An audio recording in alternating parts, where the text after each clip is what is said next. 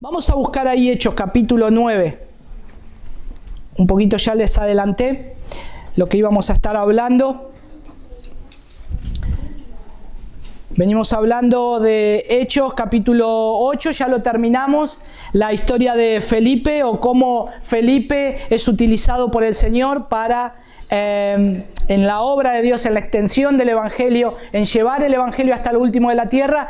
Vemos cómo Felipe fue utilizado y ya terminamos el relato de Felipe cuando él le predica a ese eunuco etíope, funcionario de la reina de Candaces, yendo para África. Ya le predica a Felipe en el camino y este hombre llega a África convertido, ya siendo un hijo de Dios, y el Evangelio llegó hasta ese lugar. Pero ahora el relato Lucas pone su énfasis o el ojo en un hombre muy particular, que tuvimos podríamos decir, una aparición en Hechos capítulo 8, no muy buena de este hombre, de quién era este hombre y de lo que él hacía. Y en Hechos capítulo 9, ustedes tienen ahí también en algunos el título, ¿no? Conversión de Saulo, conversión de Pablo, no sé cómo lo tienen ahí, pero dice así: Saulo, respirando todavía amenazas y muerte contra los discípulos del Señor, fue al sumo sacerdote y le pidió cartas para las sinagogas de Damasco, para que si encontraba algunos que pertenecieran al camino, tanto hombres como mujeres, los pudiera llevar atados a Jerusalén. Y sucedió que mientras viajaba al acercarse a Damasco, de repente resplandeció en su derredor una luz del cielo, y al caer a tierra oyó una voz que le decía: Saulo, Saulo, ¿por qué me persigues? Después vamos a ver que hay un agregado en la Biblia Reina Valera que dice: dura cosa te es dar, yo soy Jesús a quien persigues, dura cosa te es dar coces contra el aguijón. La Biblia de las Américas lo omite. Sigue el versículo 5, dice: y dijo: ¿quién eres, Señor? Y él respondió: yo soy Jesús a quien tú persigues. Levántate, entra en la ciudad y se te dirá lo que debes hacer. Los hombres que iban con él se detuvieron atónitos, oyendo la voz, pero sin ver a nadie. Saulo se levantó del suelo y aunque sus ojos estaban abiertos no veía nada, y llevándolo por la mano lo trajeron a Damasco, y estuvo 3 días sin ver y no comió ni bebió. Había en Damasco cierto discípulo llamado Ananías, y el Señor le dijo en una visión: Ananías. Y él dijo: heme aquí, Señor. Y el Señor le dijo: levántate y ve a la calle que se llama Derecha, y pregunta en la casa de Judas por un hombre de Tarso llamado Saulo, porque he aquí está orando. Y ha visto en una visión a un hombre llamado Ananías, que entra y pone las manos sobre él para que recobre la vista. Pero Ananías respondió: Señor, he oído de muchos acerca de este hombre, cuánto mal ha hecho a tus santos en Jerusalén. Y aquí tiene autoridad de los principales sacerdotes para prender a todos los que invocan tu nombre. Pero el Señor le dijo: ve, porque él me es instrumento escogido para llevar mi nombre en presencia de los gentiles, de los reyes y de los hijos de Israel, porque yo le mostraré cuánto debe padecer por mi nombre. Ananías fue y entró en la casa, y después de poner las manos sobre él dijo: hermano Saulo, el Señor Jesús, que se te apareció en el camino por donde venías, me ha enviado para que recobres la vista y seas lleno del Espíritu Santo. Al instante cayeron de sus ojos como unas escamas, y recobró la vista y se levantó y fue bautizado. Tomó alimento y cobró fuerzas, y por varios días estuvo con los discípulos que estaban en Damasco, y enseguida se puso a predicar a Jesús en las sinagogas, diciendo: Él es el Hijo de Dios. Y todos los que lo escuchaban estaban asombrados y decían: ¿no es este el que en Jerusalén destruía a los que invocaban este nombre, y el que había venido aquí con este propósito, para llevarlos atados ante los principales sacerdotes? Pero Saulo seguía fortaleciéndose y confundiendo a los judíos que habitaban en Damasco, demostrando que este Jesús es el Cristo. Después de muchos días, los judíos tramaron deshacerse de él, pero su conjura llegó al conocimiento de Saulo, y aún vigilaban las puertas día y noche con el propósito de matarlo. Pero sus discípulos lo tomaron de noche y lo sacaron por una abertura en la muralla, bajándolo en una canasta. Cuando llegó a Jerusalén, trataba de juntarse con los discípulos y todos le temían, no creyendo que era discípulo. Pero Bernabé lo tomó y lo presentó a los apóstoles y les contó cómo Saulo había visto al Señor en el camino y que Él le había hablado, y cómo en Damasco había hablado con valor en el nombre de Jesús, y estaba con ellos moviéndose libremente en Jerusalén, hablando con valor en el nombre del Señor. También hablaba y discutía con los judíos helenistas, mas estos intentaban matarlo. Pero cuando los hermanos lo supieron, lo llevaron a Cesarea y de allí lo enviaron a Tarso. Entretanto, la iglesia gozaba de paz por toda Judea, Galilea y Samaria, y era edificada, y andando en el temor del Señor y en la fortaleza del Espíritu Santo, seguía creciendo. ¿Quién es este hombre Saulo? ¿Quién es esta vasija de elección? ¿Quién era este hombre que está dentro de los planes de Dios para que la palabra del Señor siga corriendo hasta lo último de la tierra? Muchas veces escuchamos testimonios tremendos de conversiones, ¿no es cierto? Escuchamos testimonios de cómo Dios salva a una persona, los traslada de las tinieblas a su luz admirable. El testimonio de una persona no es que exalta a la persona, y a veces ni tampoco demuestra qué gran carrera de pecador que hizo. Miren qué pecador, yo soy el más pecador, yo asesiné, yo robé, yo hice esto, deshonré a mis padres, y es como que a veces dentro de, cuando escuchamos eso, decir, wow, tremendo lo que hizo este hombre, y pasamos, en vez de ver la obra de Dios, pasamos a exaltar al pecador. ¡Qué gran pecador que es!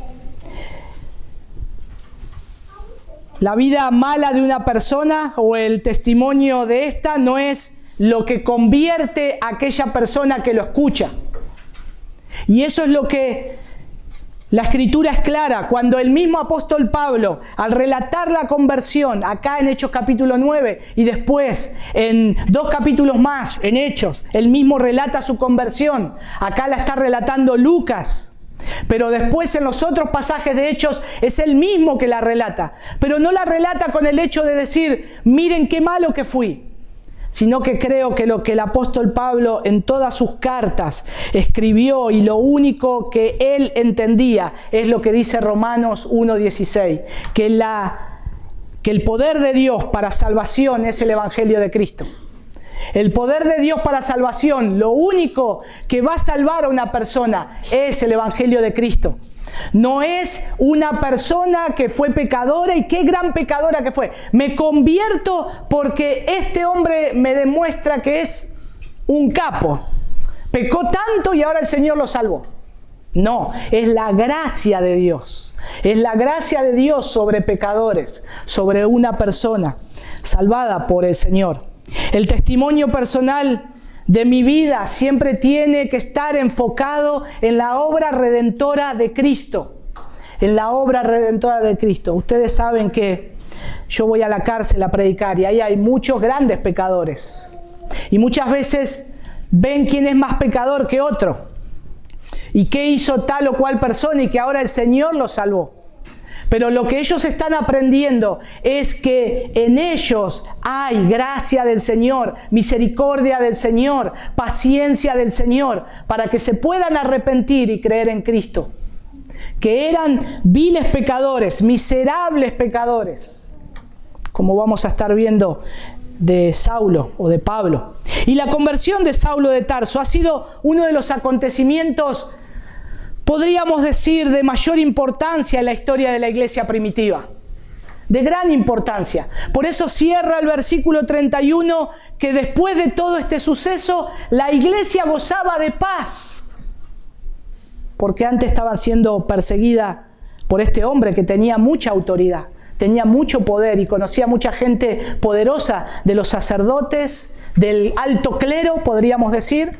para poder perseguir a los cristianos y matar a aquellos que seguían a este resucitado. Esta es también una de las más grandes demostraciones del poder soberano de Dios y de su gracia, de cómo el Señor salva a una persona. Y este relato de Hechos capítulo 9 de Saulo, algunos hombres se han convertido al estudiar detenidamente la conversión de Saulo.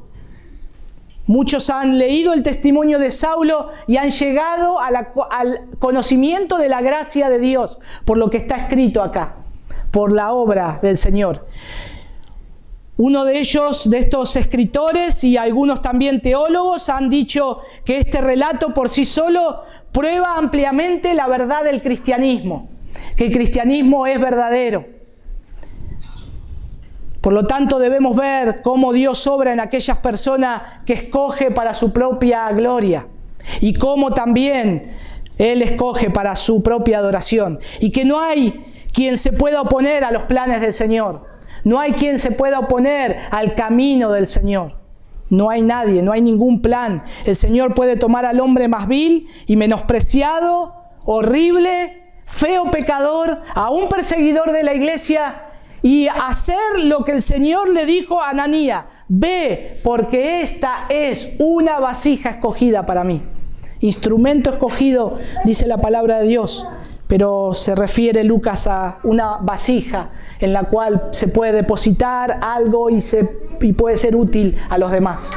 Por eso es esta primera parte que vamos a ver del relato de Saulo, es vasija de elección, la primera parte, la vasija de elección. Entonces vamos a avanzar considerando lo siguiente: ¿quién era Saulo de Tarso en primer lugar? Después vamos a ir viendo otros puntos más a lo largo de los domingos, porque vamos a detenernos un poquito más en su conversión. Después, cómo se le oponen, él pasa a ser de perseguidor a intentar matarlo varias veces en poco tiempo, la oposición que tuvo al ministerio. Y después vamos a ver el efecto que tuvo la conversión de Saulo en la iglesia del Señor. Entonces vamos a ver un poco quién y cómo era Saulo de Tarso. Saulo se presenta en escena como el perseguidor. ¿Se acuerdan ahí en Hechos capítulo 7, versículo 58? Vamos un poquitito más atrás, dice: cuando él perseguía a Esteban, cuando varios perseguían a Esteban, pero Saulo conocía lo que estaban haciendo, y dice que a Esteban lo apedrean, lo llevan fuera de la ciudad, y los testigos, dice, pusieron sus mantos a los pies de un joven llamado Saulo. Saulo era testigo de la muerte de Esteban. En Hechos 8.1 dice: y Saulo estaba de completo acuerdo con ellos en su muerte. En completo acuerdo, estaba en el consentimiento de la muerte de Esteban. En Hechos capítulo 8, versículo 3, que lo vimos también, nos recordaba que Saulo perseguía a la iglesia del Señor. ¿Y qué palabra utiliza ahí? Dice: pero Saulo hacía estragos en la iglesia.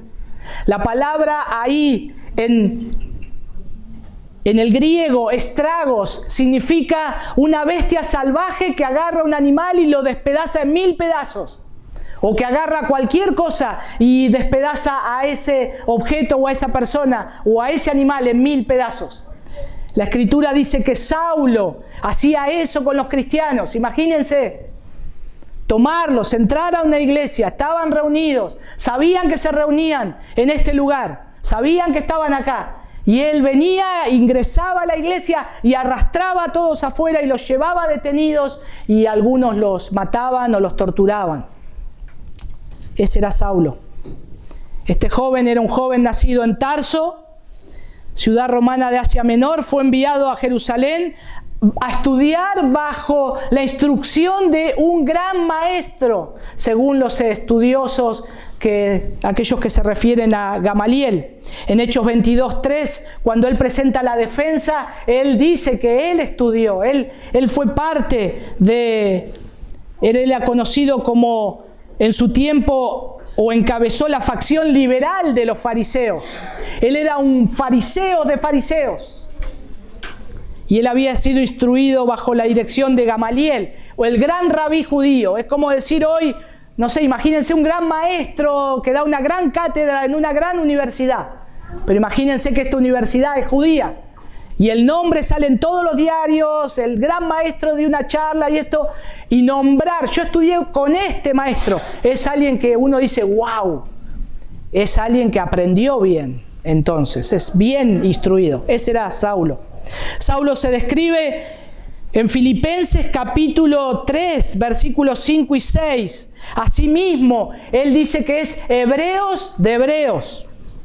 En cuanto a la ley, fariseo. En cuanto a la justicia, que es en la ley, irreprensible. Esa es una descripción breve que él hace de sí mismo. Nos relata también en Gálatas, capítulo 1, versículo 14, cuando comienza a exponer él acerca del judaísmo. Dice: en el judaísmo yo aventajaba a muchos de mis contemporáneos en mi nación, siendo mucho más celoso de las tradiciones de mis padres. Este era Saulo.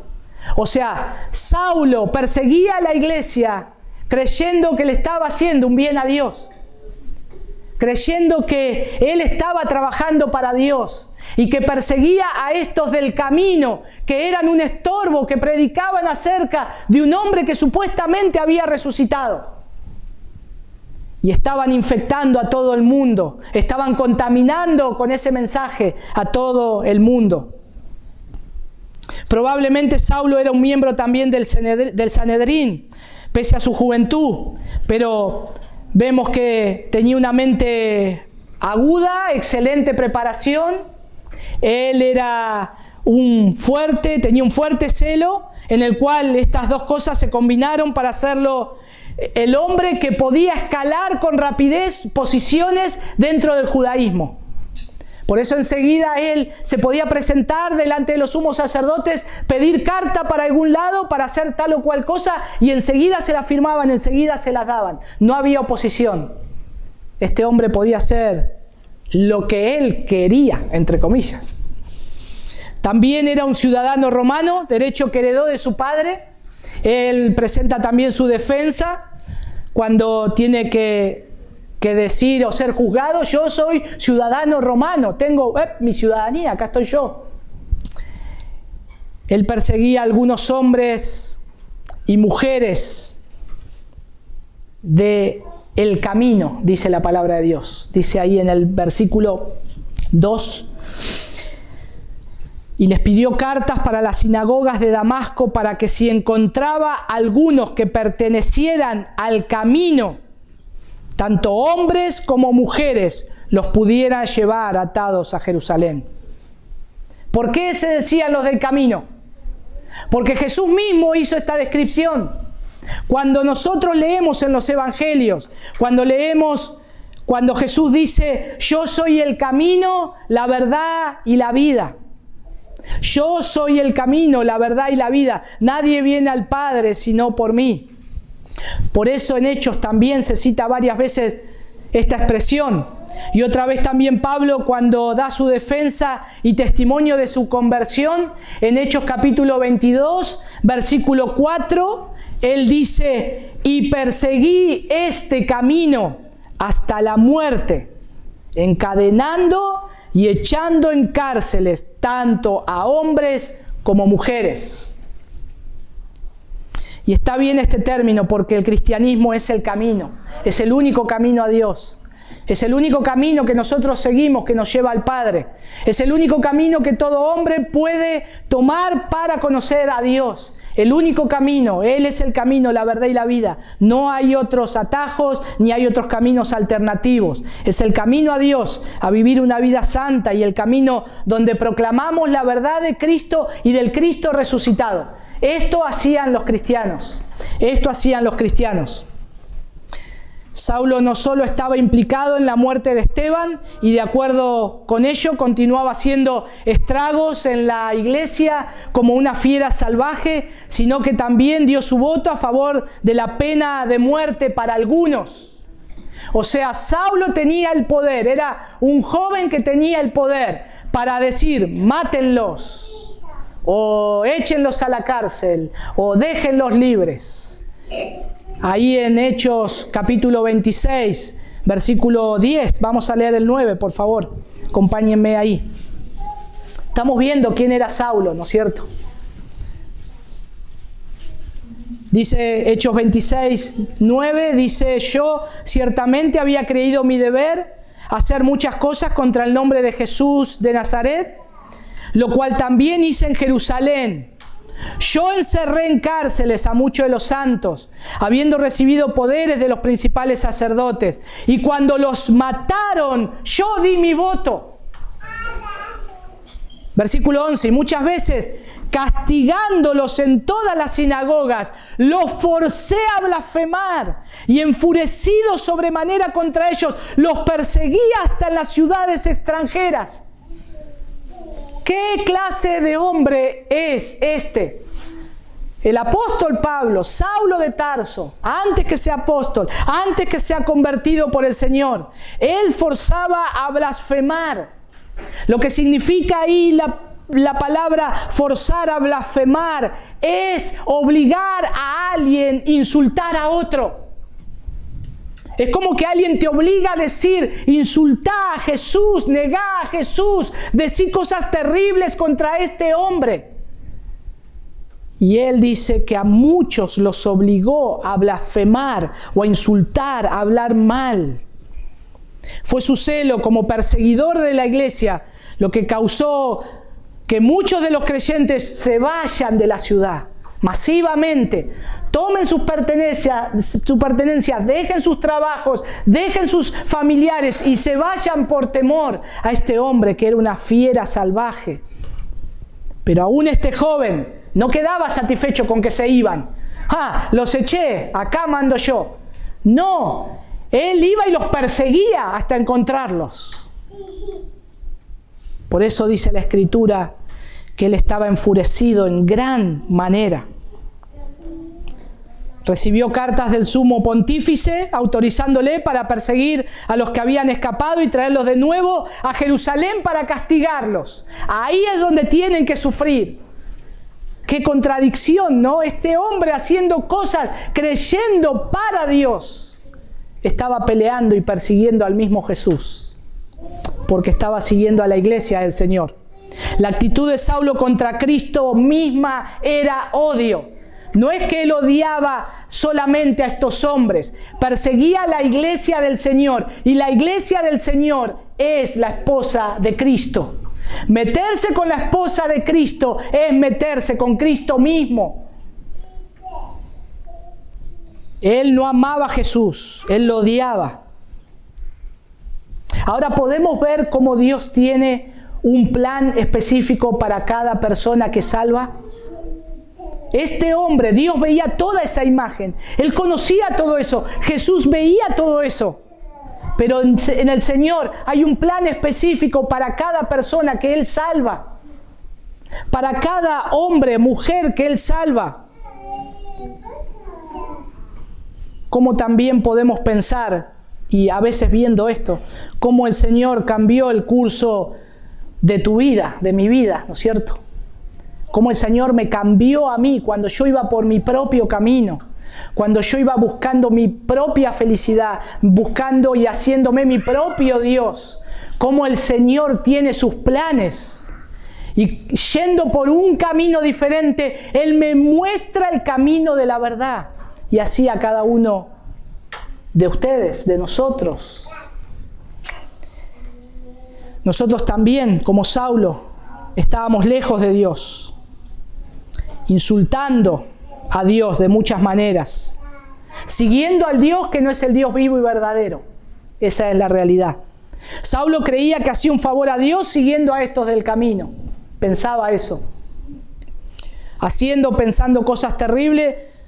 Y también nosotros muchas veces orgullosos de lo que nosotros hacemos. Yo me la sé toda. No necesito a Dios, no necesito a ese Jesús resucitado, no necesito ir los domingos a la iglesia, no necesito leer un libro que escribió un hombre, no necesito. Orgullosos yendo por nuestros propios caminos, mirando a nosotros mismos, pensando cosas terribles, desobediente a Dios, y Dios ahí, siendo el espectador, como en el cine, ¿vieron? No en primera fila, en la fila que más se ve todo. Dios mirando con paciencia todo lo que nosotros hacíamos, todo lo que pensábamos, todo lo que yo pensaba, todo lo que vos pensabas. Mirándote ahí y esperando con paciencia el día en que Él iba a salir a tu encuentro. El Señor veía a Saulo y veía todo lo que él hacía, los estragos que él hacía. Presenció el Señor la muerte de Esteban. Presenció el Señor la muerte de muchos cristianos. Presenció la blasfemia contra su nombre cuando este hombre los obligaba a blasfemar. Pero el Señor tenía un plan, como tiene un plan para cada persona, para encontrarse con el Dios vivo y verdadero. Hasta que un día el Señor nos rescató. Me rescató a mí, te rescató a vos. Pero acá estamos viendo, rescata a Saulo. Y vemos que como el Señor le sale al encuentro, como el apóstol Pablo reconoce después en todas sus cartas que no es que yo encontré al Señor, sino que fue la gracia del Señor sobre mi vida. Fue la gracia del Señor que me salvó. Por eso Él es un hombre que habla tan bien, con tanta precisión teológica sobre la justificación, sobre la redención, sobre la santificación. Porque Él era un hombre que odiaba a Dios, igual que cada uno de nosotros, igual que yo en un tiempo, igual que vos en un tiempo. Odiábamos a Dios. Y quiero que nos quedemos con esto. Vamos a terminar como terminan los capítulos de la serie de Netflix, ¿vieron? No sabemos hasta que pasa el otro capítulo, o las novelas a veces. Versículo 3, la primera parte. Mas yendo por el camino. Mas yendo por el camino. Vamos a ver después la conversión. Pero es precioso, porque ahí es donde Dios ejecuta su plan. Es como que Dios puso una fecha, una hora, un tiempo, decir, hoy 11 de la mañana voy a salir al encuentro de este hombre y ya no va a ser el mismo. Mas yendo por el camino, el Señor tenía sus planes. Ahora fíjense cómo Saulo iba por un camino muy diferente que nuestro Señor. O sea, él iba por un camino diferente a lo que Dios después lo iba a poner. Él no buscaba a Dios. Un viaje que tenía propósito de muerte a los cristianos, ahora el Señor iba a dar un giro a la historia de este hombre para llamarlo a la salvación y nunca más volver a ese camino de destrucción. El Señor lo iba a rescatar. Saulo, vos seguís este camino de muerte, seguís por este camino buscando a los cristianos. Ahora el Señor lo salva y lo pone en un camino donde nunca más iba a matar a gente ni a destruir a cristianos. Y todo se iba a dar vuelta. Él iba a morir por Cristo. Y es de notar que cómo me sorprende, porque acá el apóstol Pablo lleva cartas.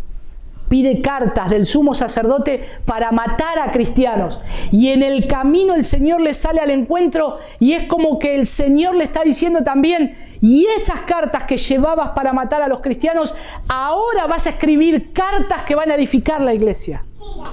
Y vas a escribir cartas, no cartas de muerte, sino cartas de vida, que van a traer vida a la iglesia, que van a traer salvación a la iglesia. Vas a morir por estas cartas, que no solamente iban a traer destrucción las que te mandaban, esas cartas de muerte, sino que las cartas que ahora vas a escribir van a seguir por todas las generaciones hasta el día que yo venga, porque iban a ser cartas inspiradas por el Espíritu Santo. Es tremendo cómo el Señor tiene sus planes para llevar ese mensaje hasta lo último de la tierra. ¿Qué quiero que podamos considerar también? No perdamos la esperanza de la gracia renovadora para la conversión de pecadores. No está todo perdido, no está todo dicho. Confiemos, el Señor puede salvar, puede salvar. No dejemos que ellos pierdan tampoco la esperanza en la misericordia de que Dios perdona el pecado más grande. Si este hombre pudo encontrar esa señal del favor divino, nosotros no podemos impedir el obrar de Dios. continuemos buscando y orando por aquellas personas que anhelamos que sean salvas, porque por medio de la obra interior de la gracia de Dios, exteriormente pueden ocurrir sucesos que cambian la historia, como pasó en el apóstol Pablo. Por eso, continuemos viendo el obrar de Dios, cómo ejecuta su providencia. Veamos al Señor y oremos por la salvación de todos, de todos. Oremos por la salvación de todos los que conocemos, los que anhelamos que puedan un día conocer a Cristo, y por aquellos que aún creemos que no se merecen conocer a Cristo, como Saulo. ¿Cuántos cristianos estarían pensando en esa época: Señor, llévatelo a Saulo, matalo? Dios dijo: no, vasija escogida me es para llevar mi nombre delante de reyes y de los gentiles. Ese es mi plan. Que podamos confiar en el plan del Señor y darle gracias por lo que Dios hizo en cada uno de nosotros, en mi vida, en tu vida. Darle gracias porque no merecíamos, pero el Señor nos salió al encuentro y nos salvó. Y íbamos camino a la muerte, luchando contra Dios, dando coces contra el aguijón, pero el Señor nos salvó. ¡Qué gracia infinita! Vamos a orar. Señor, gracias nuevamente, Padre, por tu palabra. Gracias, Señor, por salvarnos. En primer lugar, Señor, vemos en la conversión de Saulo. Todavía no la hemos visto, Señor, con detenimiento, pero vimos cuán fiero puede ser un hombre, Señor, sin tenerte a ti. Pero no nos sorprendemos de Saulo, Señor, lo que dice tu palabra acerca de él, lo que Lucas relata, lo que Pablo mismo cuenta de lo que él hacía. Nos miramos a nosotros, Señor, y nos damos cuenta que éramos iguales, Señor. Tal vez nunca matamos a ningún cristiano, pero, Señor, no queríamos saber nada contigo, Dios. Insultábamos tu nombre de muchas maneras y nos tuviste paciencia, Señor. Te doy gracias por habernos salido al encuentro en el camino que llevábamos de perdición y habernos trasladado, Señor, al camino que lleva a la vida eterna. Te damos gracias, Señor. No lo merecíamos. Ninguno de los que está acá, Señor. Ninguno, Señor. Tan feos pecadores. Y es tu gracia, Señor, sobre nosotros. Señor, continúa salvando, Señor, en esta iglesia, en este lugar, Señor, entre nosotros. Continúa abriendo los corazones para que podamos, Señor, estar viéndote a ti. Y así como pasó con el apóstol Pablo, Señor, que podamos seguirte. Si, Señor, permites que te conozcan aquí, Señor, niños, jóvenes, adultos, que puedan seguirte con pasión, Señor, y puedan honrar tu nombre. Gracias nuevamente, Señor. En el nombre de tu Hijo Jesús. Amén. Amén.